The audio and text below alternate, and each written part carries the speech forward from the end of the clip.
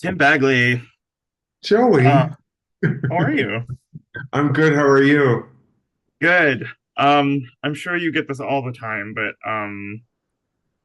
Will and Grace is very much on a loop in me and my husband's house, like all the Oh, time. I think I feel like I say something on a regular basis that I feel like I literally pulled from you, or I think it's the episode with the old-fashioned piano party, and you come up into the kitchen yeah. and you I linger know there the for, line. I know. I remember the you're just line, like, I'm laughing because I'm uncomfortable. and I don't know why. And I don't know why. I realized until that is my favorite show of all time. It is something that I always have on, whether it's a rainy day, whether I'm just walking around the house doing stuff. I'm a little geeking out, I will admit. I will Oh admit. my So gosh, I'm so flattered. Thank you. That of makes me course, feel so good. I'm kind of like that with the Golden Girls, where sometimes that's the other one. Yeah. I'll have it in the background, and it's like I know it so much, and the joke line, I'll hear the setup, and then I hear the joke, and I laugh, and it's or I'll see something like it's just I'm kind of go in and out of it, but I know Yeah. all the episodes.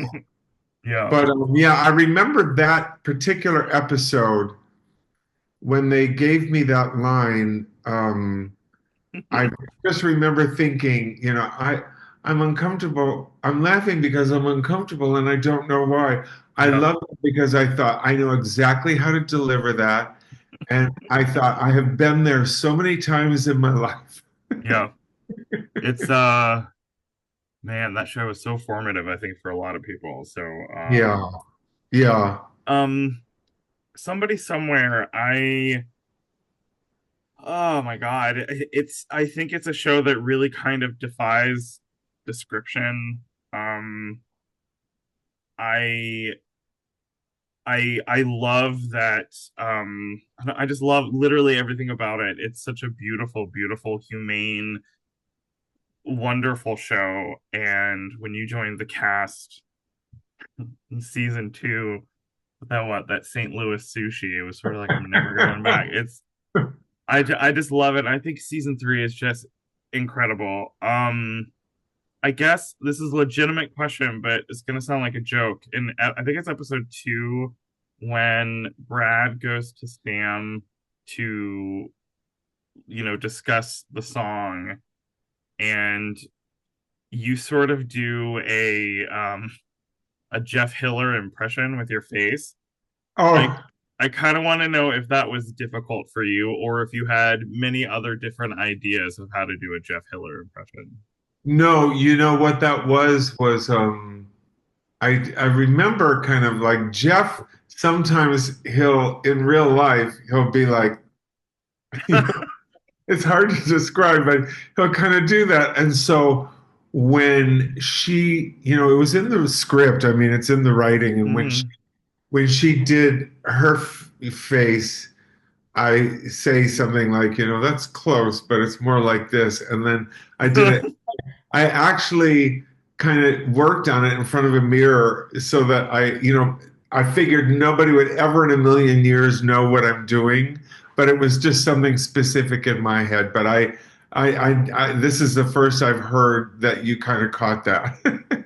Oh, that had me howling. I watched the show, when it came out, week to week, and it was sort of like I rewatched it again over the weekend. It's such an easy watch, and I had forgotten about that moment. And you you capture part of his face that I think is so funny, and the only kind of way that you can do it when you like truly love somebody.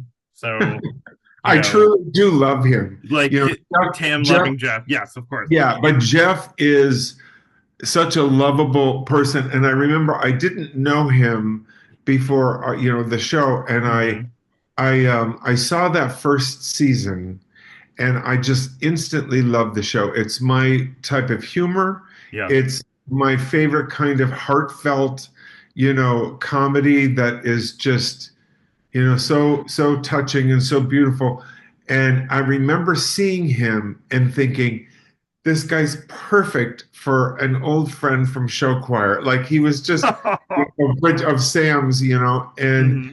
I just thought it's perfect casting. Um, and then I just thought his work was so beautiful in that first season. Yeah. And Bridget called, and said that they wanted to bring me on and, asked if I could sing an aria. And I was like, no, I can't. And I'm not a singer. And then I went and Googled it, and I really honestly had no idea how to learn that.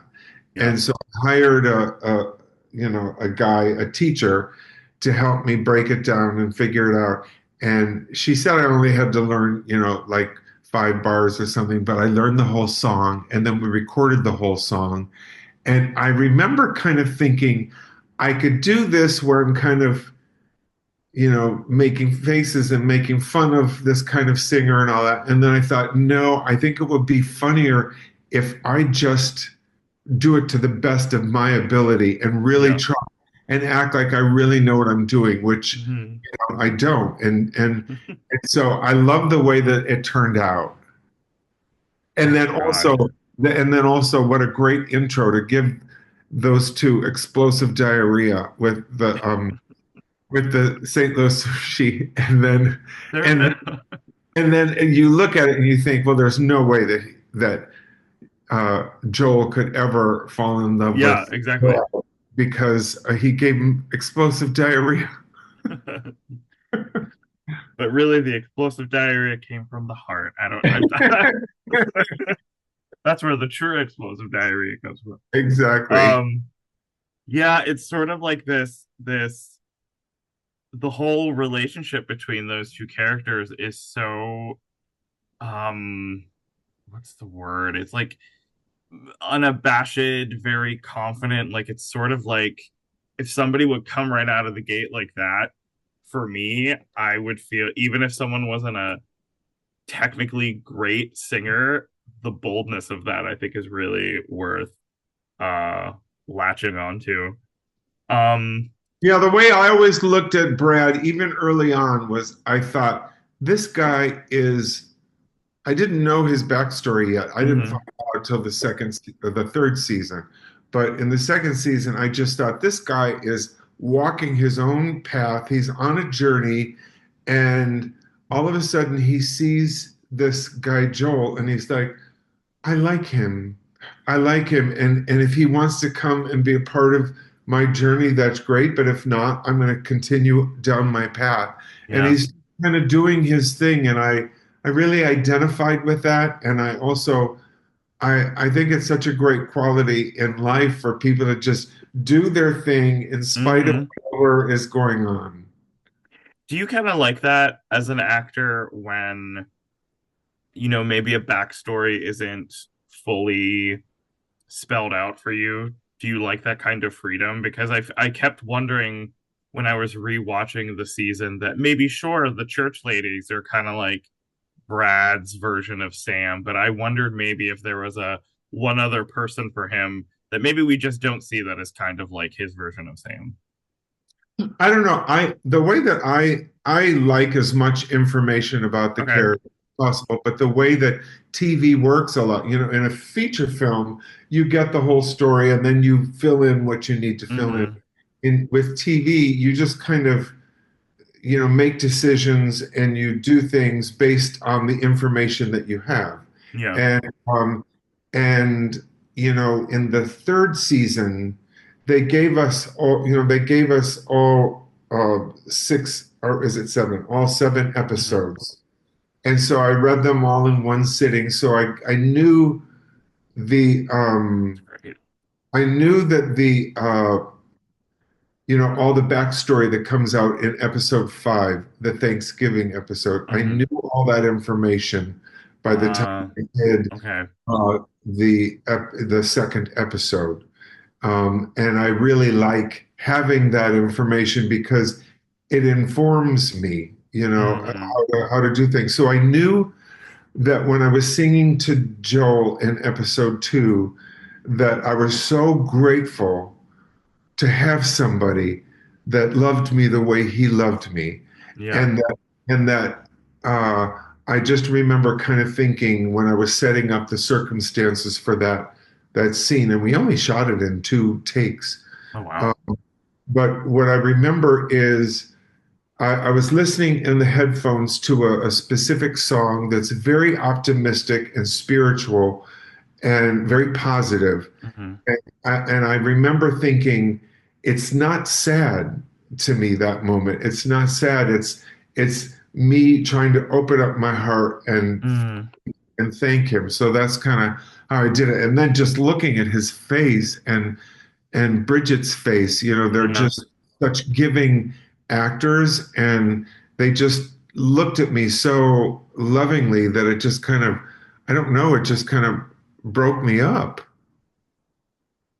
I love that you say, it's like a thank you because I never thought it was like a sad moment. You're right. It's just, oh, I don't, oh God. I even wrote down the line to say, no one has ever looked at me the way that he does. Not even loved me the way that he does, but the way that no one has ever looked at me the way that he does. That's such a beautiful, pure, um, honest thing. Like Brad is such an honest person to me, whether, and sometimes, they may have to talk stuff out, like near the end or Yes. whenever.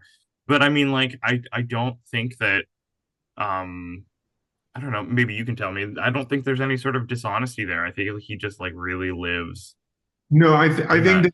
I think that I think that Brad is kind of what he is. He's Mm-hmm. kind of he's earnest, and he can't really help being, what he is. But then I also love that, like in episode, I think it's episode 4, Mm-hmm. where you see he's got road rage. I mean, he's not a perfect person, like he's got issues like everybody else. But one thing I wanted to tell you before we get off that, you Yeah. bring that line about nobody's ever looked at me Mm-hmm. the way he does.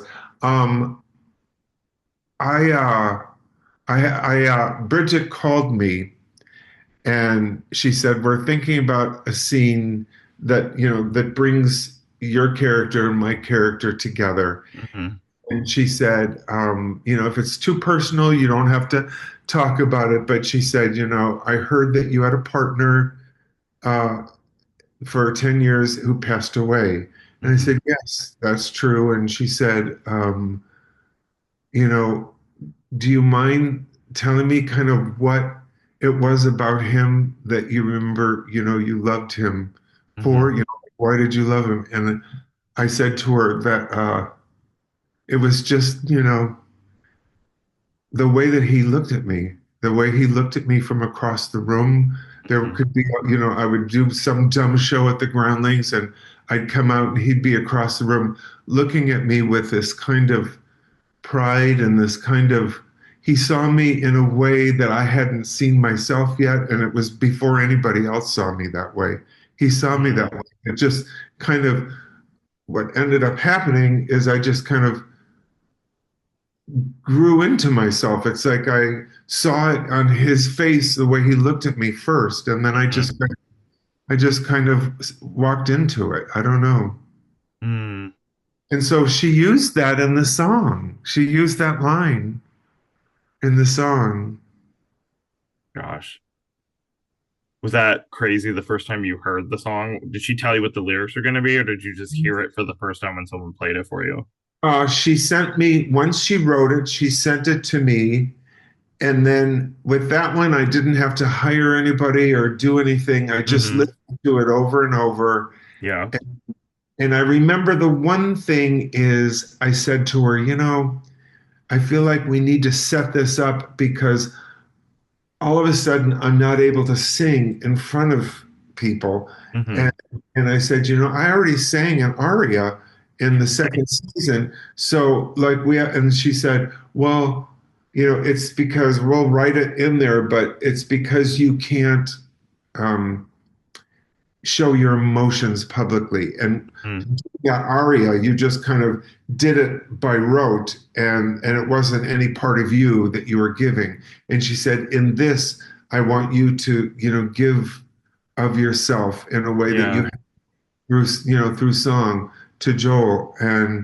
And so that's kind of how that happened. And then, like I said, Hmm. I just kept away from everybody. I was listening to my music, and then I went in and we did two takes, and it was like, we got it. That's it. Thank you. And we went on, but it was very emotional for me. And Mm. I think for Bridget and Jeff too, I think that it was just a beautiful moment. Yeah.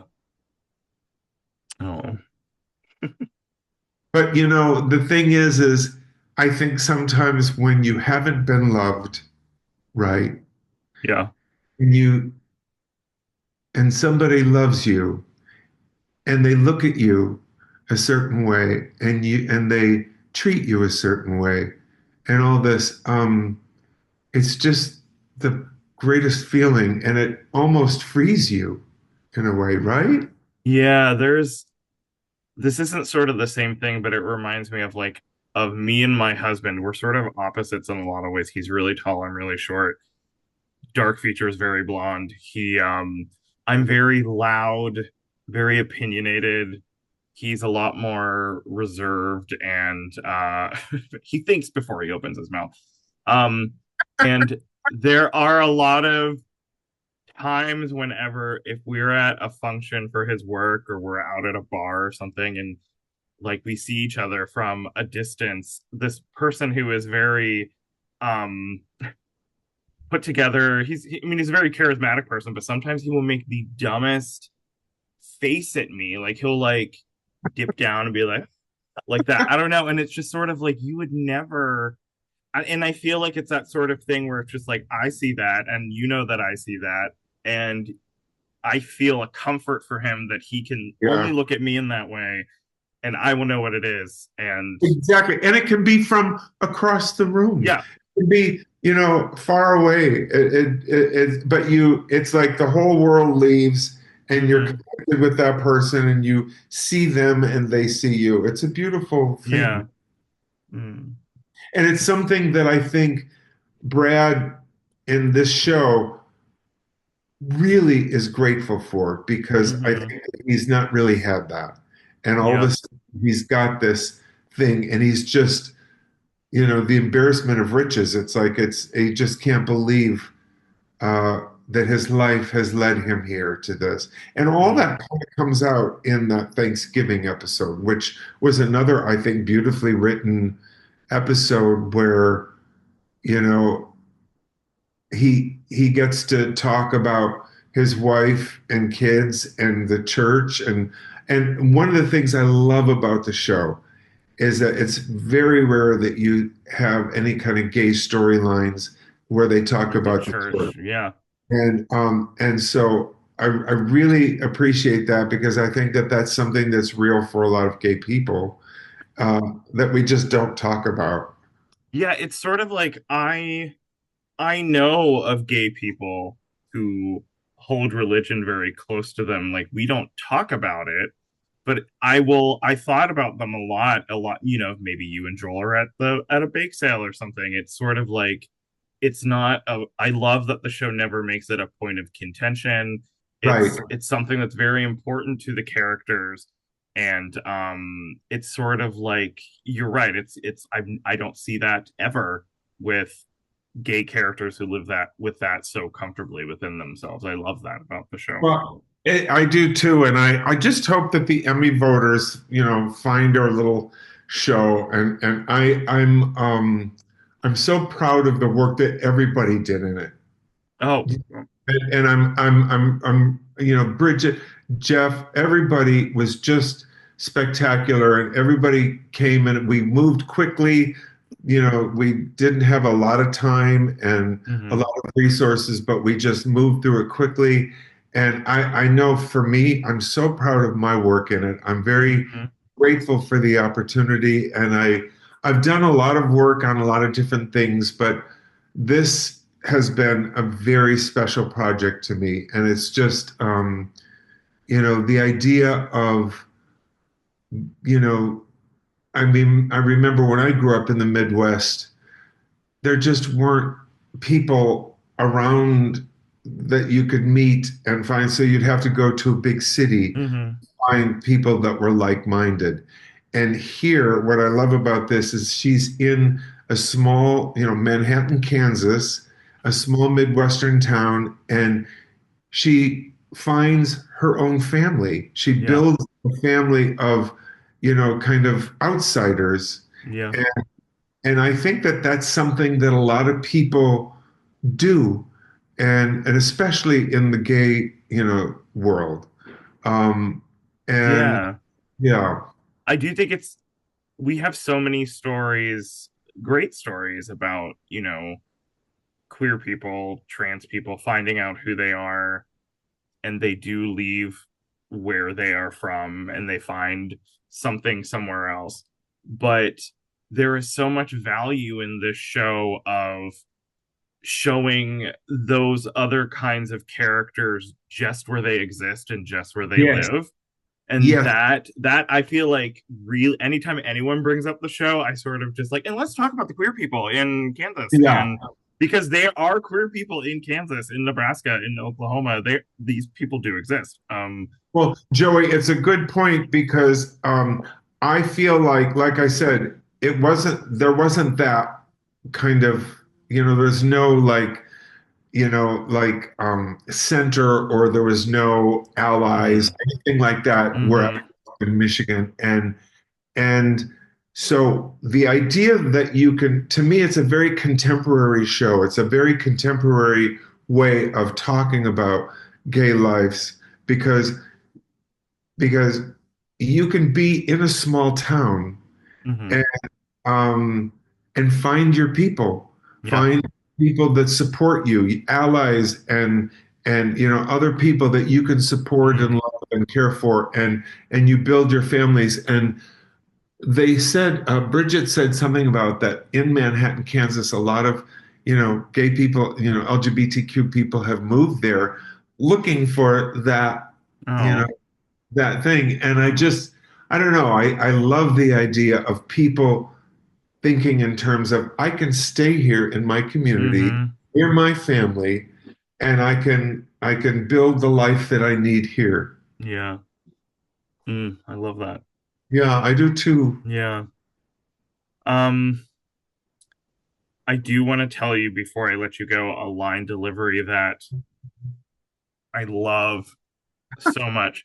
First of all, I just have to say also the last 10 minutes of that final episode where you're all together in that bar um is one of the most honestly no hyperbole, one of the most beautiful moments I've ever seen on television. You mean Um when she's singing the climb. Time? Yeah. Yeah, yeah, yeah. I was in my living room yesterday and I had already seen the episode, but I was just like watching it again and I was just like standing there and I found myself just like swinging around. It Yeah. was so stupid. That's Um great. but a line delivery that I love when Joel first moves in and he's talking about stuff that he wants to do in the kitchen and he says something about I want to put stuff on the fridge and you without skipping a beat you go on the fridge. It's Yeah. sort of like that reminded me so much of like when my husband and I moved in together like 10 years ago and I'd never lived with a boyfriend. Um we had moved to a different city for his job and it was just this I don't know, there's like it's funny and beautifully ordinary and it's just it informs us so much about Brad and maybe what's going to happen to these two crazy folks. I don't know. I just wanted to tell you for some reason Well, thank just on you. the fridge is just a great line to me. Well, thank you. It's written. It was written, and Yeah. I remember the thing that I loved about the way that we kind of played it was, we're two men of a certain age, and we're just kind of trying to be polite about the whole thing, and we're nice people. We're like nice people, and we're trying to, Yeah. and that's what I love is the way that we kind of navigated the way through that. But it's Oh such man. a common thing for any couple, gay or straight, to Oh move yeah. together and to think like, you want to put that there, Oh. and how we, and how you have to kind of, you can't just say no, that's not happening. So yeah. Oh, Also about that last scene, yeah. it was so fun to just be there and up close and have Bridget singing. But I have to tell you, um, no, she didn't say anything to me, but all of a sudden, the next thing I knew, I was being motorboated, and Oh my God. Yes. it was like I was like, in my life, I was like, I kind of get it. It's like fantastic. I Oh was my like, God. I get it. I get it. But anyway, it was a funny moment because she all of a sudden was climbing up on the chair, and I was like, okay. And then the next thing I knew, I was being motorboated, and it was just like, I'm an improviser, so I'm a yes-ander. I Yeah. say and to whatever, and it was just so funny and fun. And I remember walking away from the set thinking, I totally get the being motorboated thing. Like, before I might not have understood it, but now Yeah.